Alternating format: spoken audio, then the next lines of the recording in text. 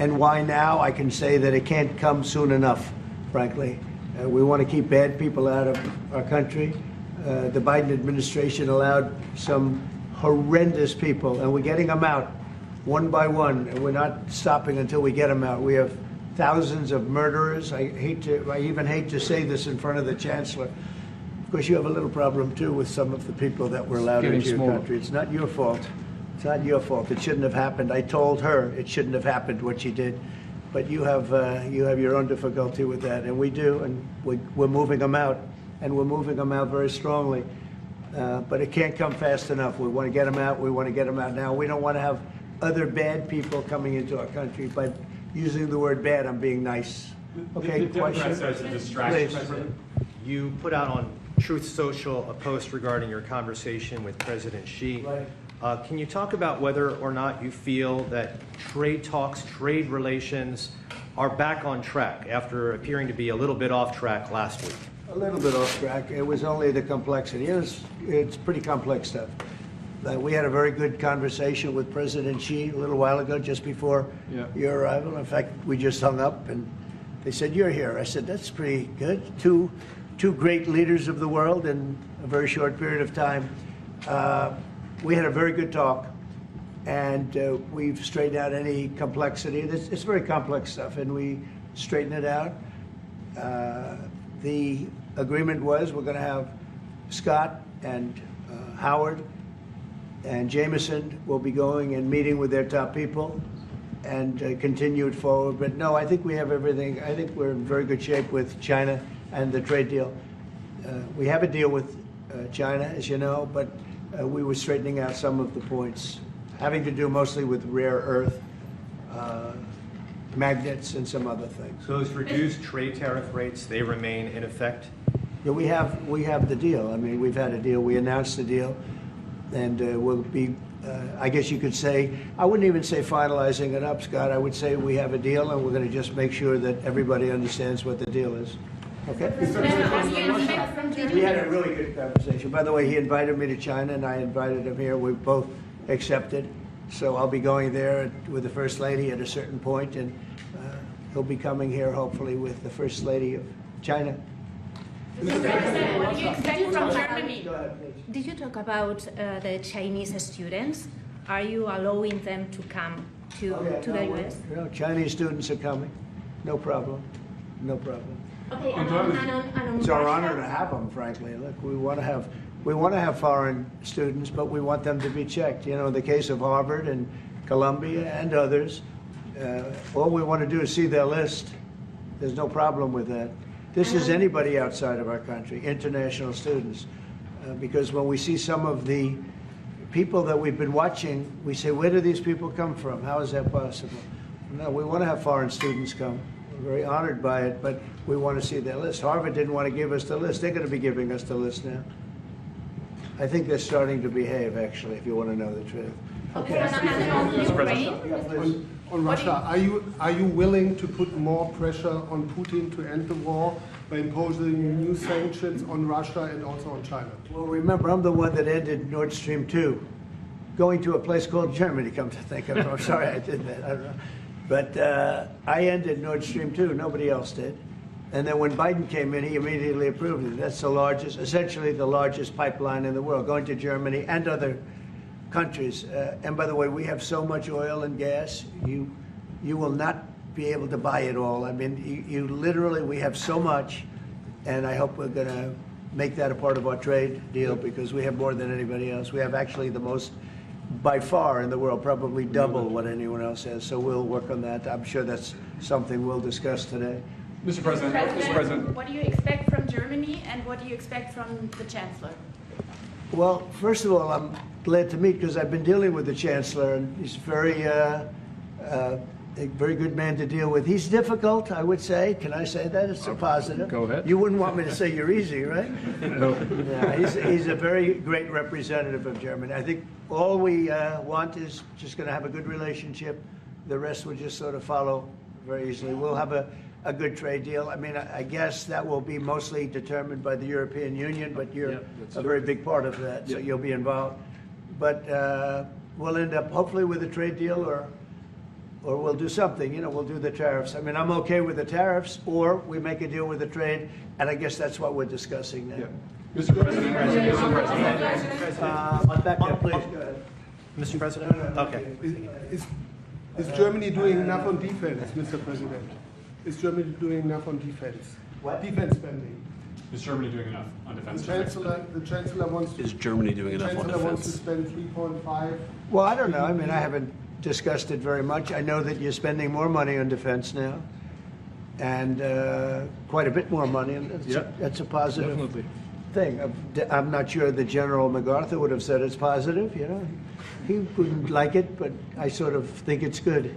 You understand what I mean by Absolutely, that? I understand. He made a statement, never let Germany rearm. And I said, I always think about that when he says, sir, we're spending more money on defense. I say, ooh, is that a good thing or a bad thing? I think it's a good thing. But, at least to a certain point. There'll be a point when I'll say, please don't arm anymore, if you don't mind. We'll be watching him. I'll get it. Mr. President. On Biden, Mr. President. Yeah, Biden, you say Biden. Your predecessor dismissed your Autopen investigation. He said he made all the decisions during his presidency. I'm curious your reaction to his dismissal. Well, look, the Autopen, I think, is the big scandal outside of the rigged election of 2020. I think the biggest scandal of the last many years is the Autopen. And who's using it? I happen to think I know, okay, because I'm here. And I'm not a big Autopen person, fortunately. I'm glad. I'm very glad. It's an easy way out.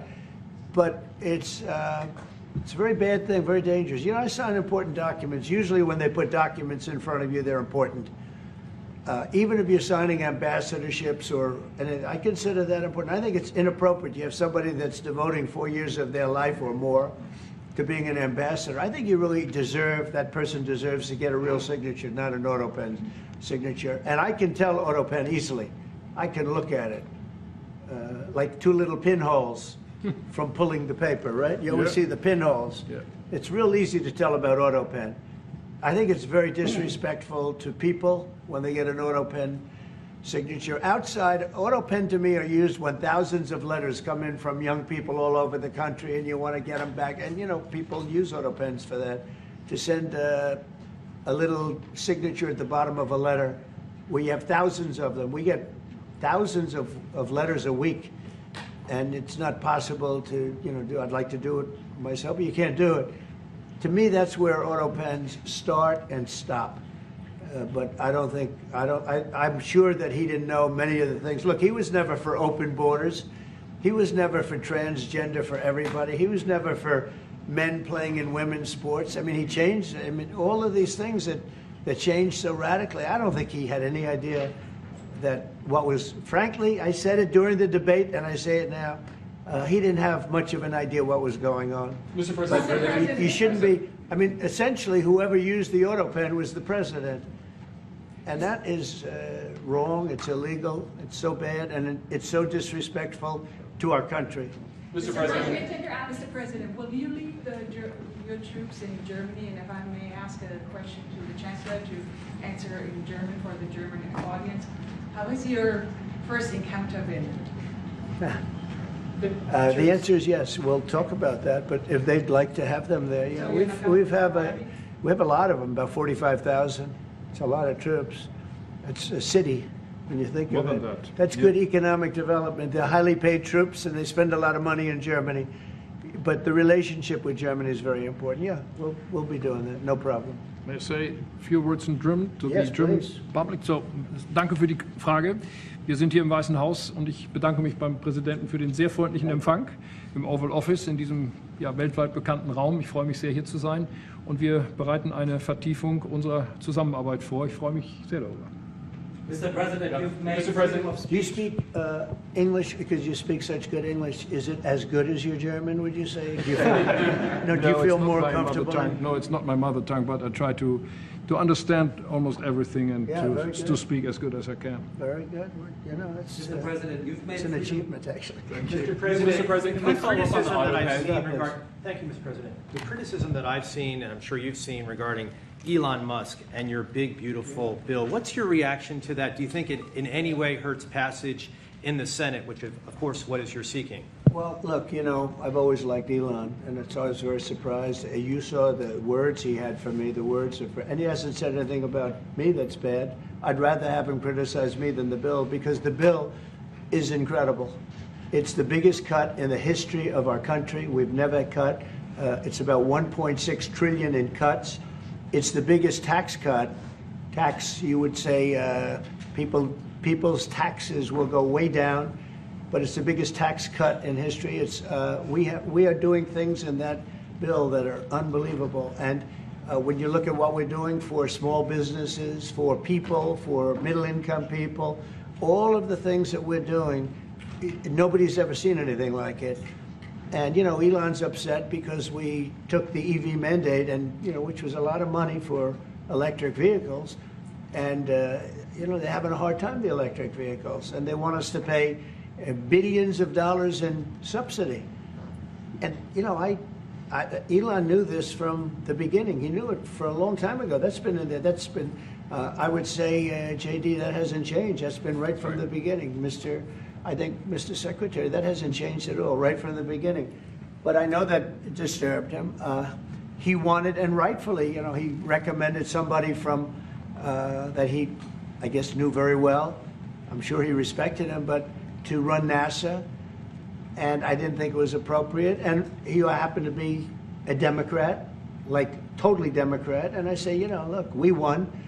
We get certain privileges, and one of the privileges, we don't have to appoint a Democrat. NASA is very important. We have great people. General Kane is going to be picking somebody with our. We'll be checking him out, and seeing. But he wanted that person, a certain person, and we said no.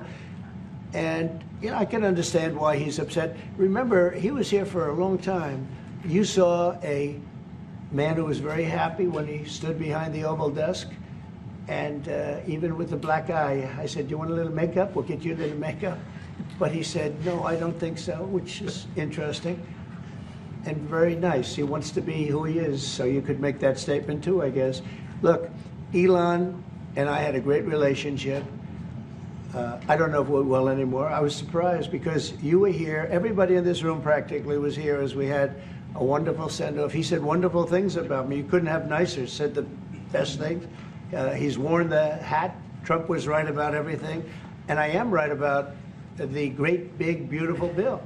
We call it a great, big, beautiful bill because that's what it is. And again, biggest tax cuts in history, biggest economic development moves anywhere. We've never done anything like it. Business is spurred. And I don't know if you've seen the numbers, but the numbers came out. Even the CBO, which is run by Democrats, said that we're going to be doing, you know, I'd like you to discuss it, the 2.8 trillion, that CBO. This is a group of people that are Democrats. They're very hostile to us. They just came out with phenomenal numbers, what it does. You want to mention that, Scott? Yes, sir. So what we've seen is we keep hearing from the CBO that there's going to be a large deficit from the bill, which we disagree with, but using the CBO scoring, they came out and scored the tariff revenue. We think it'll be the minimum of 2.8 trillion over the 10-year window, which actually puts the bill in surplus if you include the tariff revenue, which they won't do. It gives you a tremendous surplus, but we're not allowed to use that. For some reason, they say scoring. Nobody knows what scoring means. Maybe a couple of people, but nobody. Somebody sits in the background. They say, well, we're not going to allow that. They're not allowing other things that we have that are tremendously profitable for our country. But if you saw the other day, CNBC, they came out with numbers, and the people on the show, very good people, I've watched them for a long time, they couldn't believe the numbers, how good they are. The numbers were incredible, and that was personal income and also very low inflation. We have very low inflation. We're down to 2% now, and maybe even lower than that. And when I took it over, it was a mess. Remember, we had the worst inflation probably in the history of our country. They say 48 years, but let's say I think it's worse than that. So we had the worst inflation in the history of our country under the Biden administration. Now we're down to a beautiful number, 2%. You'd actually like to keep it there. Better than 0 is 2%. It's going down maybe to 1, and 1% is like perfect. That's perfect. You don't want to have 0 for certain reasons that nobody is very interested to listen to. but we have almost perfect inflation. Grocery prices are down. Everything. Remember eggs? Eggs. We weren't going to buy another egg for the next 20 years. They were so expensive, right? Remember? You guys all hit me about eggs. Eggs have come down 400%. Everybody has eggs now. They're having eggs for breakfast again. But if you look at gasoline, very important. I think always the most important because it's the energy is the biggest factor. That's what happened. He screwed up our energy policy, and everything went up because energy went up. But now energy is way down, and they have states where you're at $1.98 a gallon for gasoline. So the costs have come way down, and one of the things I ran on was that. I ran on the border. We have the best border in the history of our country, 99.99%. It was last week, 3 people came in, 2 of them for medical reasons. We let them in because one of them had a heart attack. I think it was a nice thing to do, and one of them had something else. So we've never had, I had very good numbers for 4 years, but we really topped it. And I want to thank Christie and Tom Homan. They've done a fantastic job. But nobody mentions that anymore. Remember, a few months ago, the border was a total disaster. People were coming in by the hundreds of thousands of people a day, a week, a month. I mean, we had a month, 2 million people came in 1 month. The border was being overrun, and a lot of bad people, criminals, murderers, drug dealers. We had some of the worst people in the world coming in from all over the world. It's totally closed. And you know what? People are coming into our country, but they're coming in legally. So we've done a great job. Elon knew that. Elon endorsed me very strongly. He actually went up in campaign for me. I think I would have won. Susie would say I would have won Pennsylvania easily anyway, even if the governor ran, the real governor, not the governor from Minnesota, he's a sick puppy, that guy. That poor guy, I feel sorry for him. But they made a bad choice with him. But if you pick Shapiro or anybody else, I spoke to him recently about his house being set on fire, which was terrible. But if they picked him, I would have won Pennsylvania. I won it by a lot. But I'm very disappointed because Elon knew the inner workings of this bill better than almost anybody sitting here, better than you people. He knew everything about it. He had no problem with it. All of a sudden he had a problem. And he only developed the problem when he found out that we're going to have to cut the EV mandate, because that's billions and billions of dollars. And it really is unfair. We want to have cars of all types. Electric, we want to have electric, but we want to have a gasoline, combustion. We want to have different. We want to have hybrids. We want to have we want to be able to sell everything. And when that was cut, and Congress wanted to cut it, he became a little bit different. And I can understand that. But he knew every aspect of this bill. He knew it better than almost anybody. And he never had a problem until right after he left. And if you saw the statements he made about me, which I'm sure you can get very easily, it's very fresh on tape, he said the most beautiful things about me. And he hasn't said bad about me personally, but I'm sure that'll be next. But I'm very disappointed in Elon. I've helped Elon a lot. Mr. President, I just want to clarify, did he raise any of these concerns with you privately before he raised them publicly? And this is the guy you put in charge of cutting spending. Should people not take him seriously about spending now? Are you saying this is all sour grapes? No, he worked hard and he did a good job. And I'll be honest, I think he misses the place.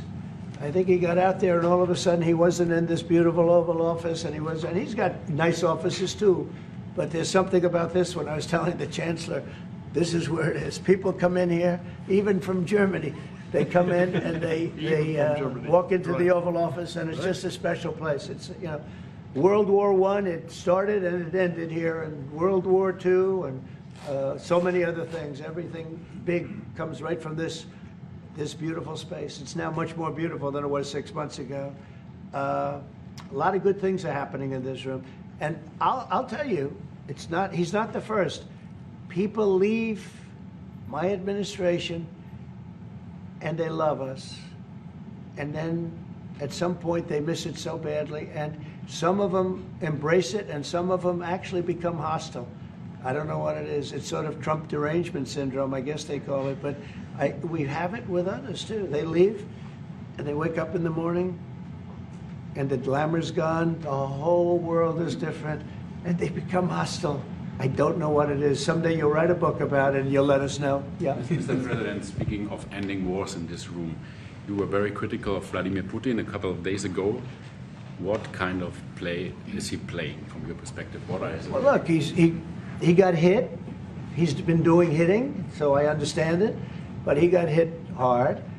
And I don't think he's playing games. I think I've always said he wanted the whole thing.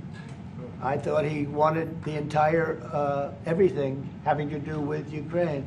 That's something that would have never happened if I were president. The election was rigged. I didn't get to be president, but I got to be president now.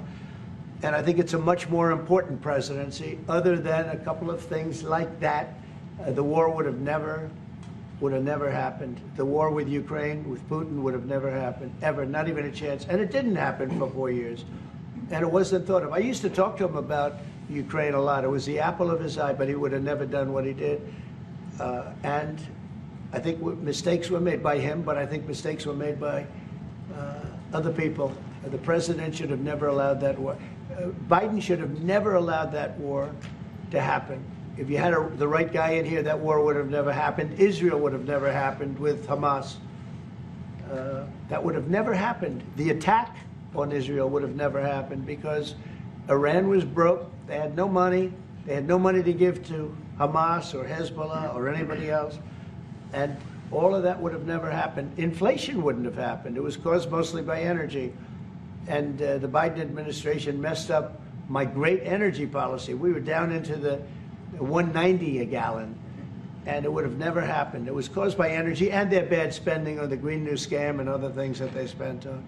But all of those things would have never happened. But maybe most importantly, the war, Chancellor, with Russia would never have happened with Ukraine. It was something that would have, you know, I dealt with Putin a lot. There was no chance, zero. And you know, a lot of people say, how do you know? For 4 years it didn't happen. There was never a chance of it happening. And he understood the consequences. Now, it's a shame. I mean, when you see all of those people, they came out with a report today that that millions of people have died, much more than people thought. And I've been saying that for a long time. The amount of death in that war is far greater than the news has been reporting, or than, frankly, that either side has been reporting. It's a very sad thing. And I can tell you, just speaking for the Chancellor, because we speak about it, he feels the same way. He wants to see it ended. Would you like to say something? Absolutely. And I'm here, Mr. President, to talk with you later on how we could contribute to that goal. And we all are looking for measures and for instruments to bring this terrible war to an end. And may I remind you that we are having June 6th tomorrow. This is D-Day anniversary, when the Americans once ended a war in Europe. And I think this is in your hand in specific, in ours. That was not a pleasant day for you? No, that was not a pleasant... This was not a great day. In the long run, Mr. President, this was the liberation of my country from Nazi dictatorship. That's true. So, that's true. And we know what we owe you. But this is the reason why I'm saying that America is, again, in a very strong position to do something on this war and ending this war. So let's talk about what we can do jointly, and we are ready to do what we can. And you know that we gave support to Ukraine, and that we are looking for more pressure on Russia. The European Union did, and we should talk about that. We will talk about it. And, Yeah. you know, it's good timing. The numbers for our country are through the roof, the economic numbers, because of the election and because of tariffs and other things, a lot of things. But we've had some of the best numbers we've ever had. They were reported yesterday, the day before, and even today. Country's doing really well. I think that one of the things you'd be most interested in is that 6 months ago, we were having a hard time getting anybody to join our military. I mean, they just couldn't do it. The numbers were record low. We couldn't get people to join the military. It wasn't me. This was before I got there, the past administration. But 6 months ago, a year ago, the numbers were record low. You couldn't get them to join. That included the police. And you couldn't get them to join. Now, we just hit the highest number in the history of our country, we think, but very close, but the highest in the history of our country, recruitment, joining the Army, Navy, Air Force, Marines, Coast Guard, police forces all over the country. What did you do for that? What was the reason? Spirit.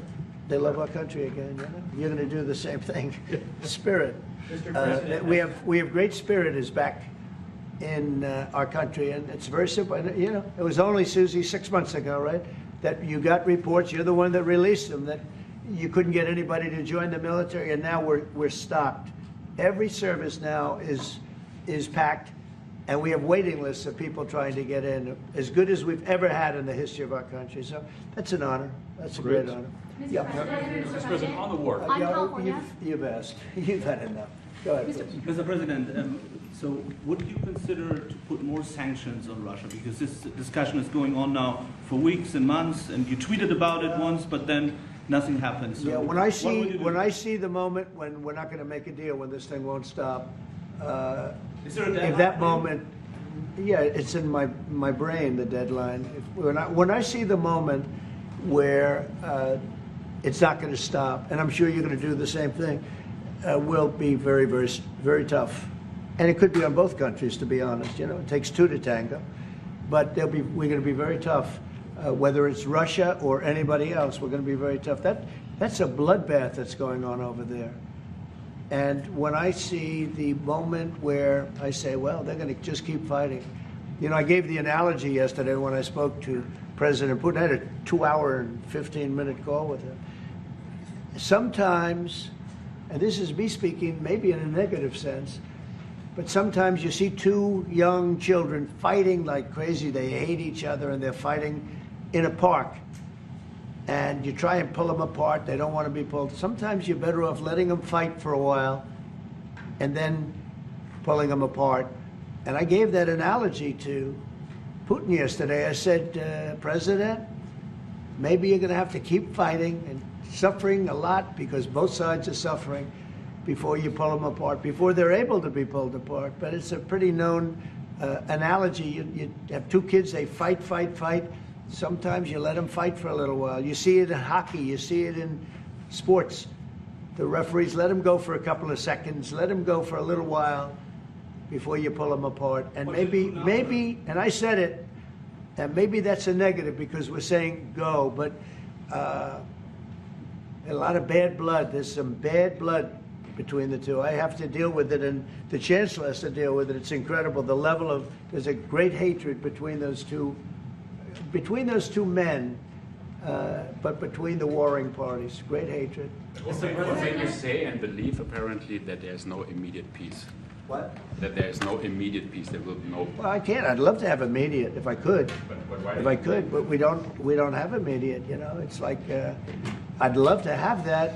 I'd like it to start right now. We would leave a room if we knew the war could end. We'd say, forget about you guys. Forget about trade, right? Yeah. We'd say, let's go settle it. There's some additional fighting that's going to go on. You know, he attacked, and they attacked pretty harshly. They went deep into Russia, and he actually told me. I mean, I made it very clear. He said we have no choice but to attack based on that, and it's probably not going to be pretty. I don't like it. I said, don't do it. You shouldn't do it. You should stop it. But again, there's a lot of hatred. And, you know, I'm very proud of the fact that with India and Pakistan, I was able to stop that.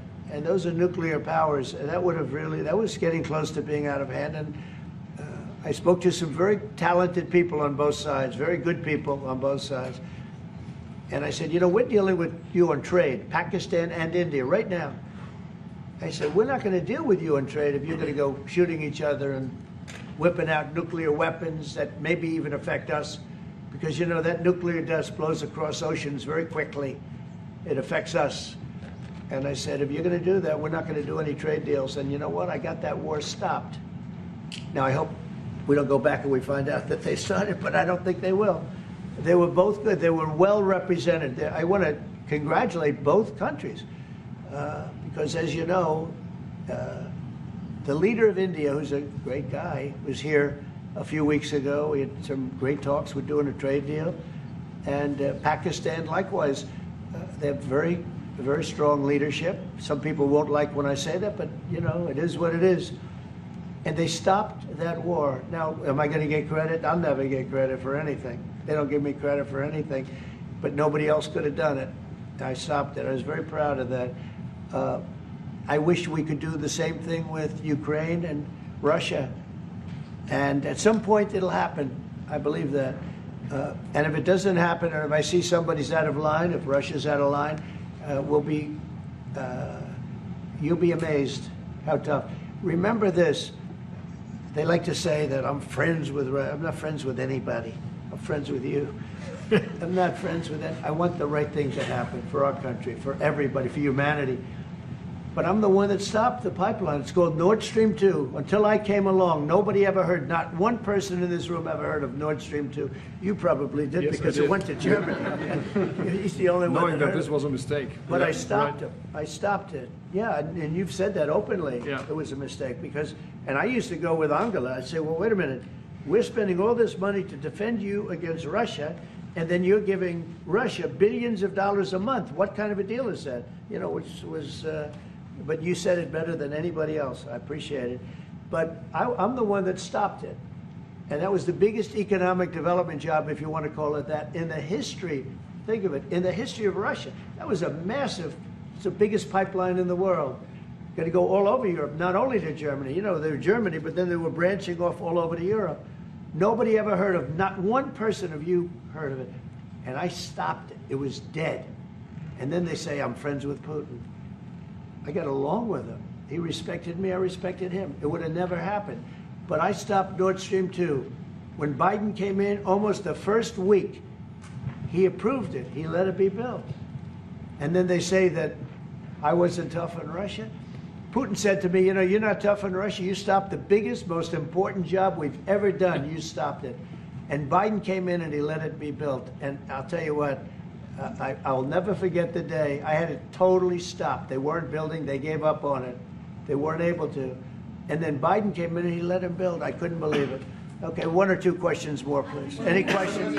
Any question for the Chancellor? Yes. Will you continue? Go ahead for the Chancellor. That would be one. I like his answers much better. Well, first, will you continue to support Ukraine?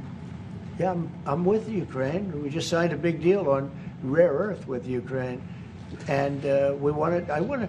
You know what? I'm for stopping killing. Really, that's what I'm for. Again, a war that would have never started, should have never started. I want to see the killing stop. We spent $350 billion, much more than Europe, but Europe spent a lot also.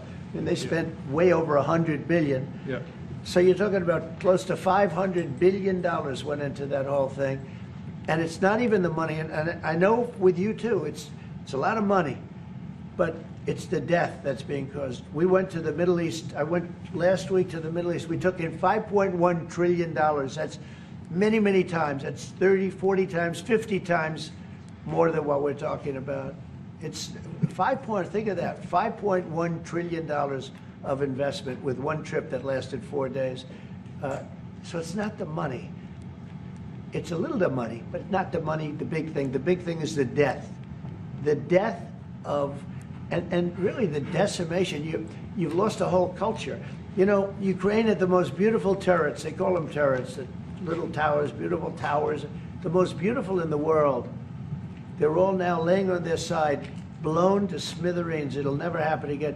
They've taken away the culture of a country. They've taken away the heritage of a country. It's a terrible thing.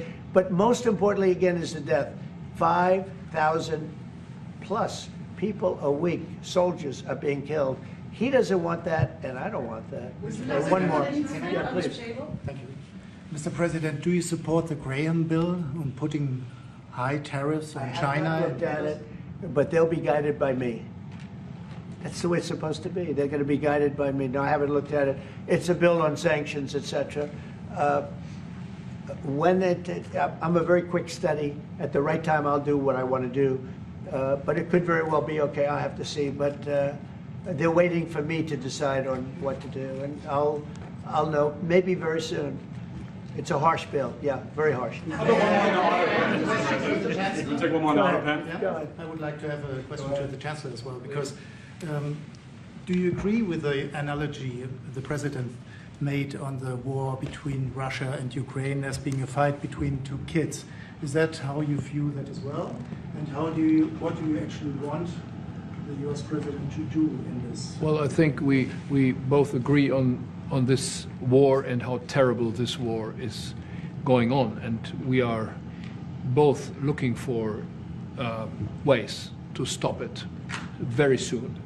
And I told the president before we came in that he is the key person in the world who can really do that now by putting pressure on Russia. And we will have this debate later on again, how we can proceed jointly between the Europeans and the Americans.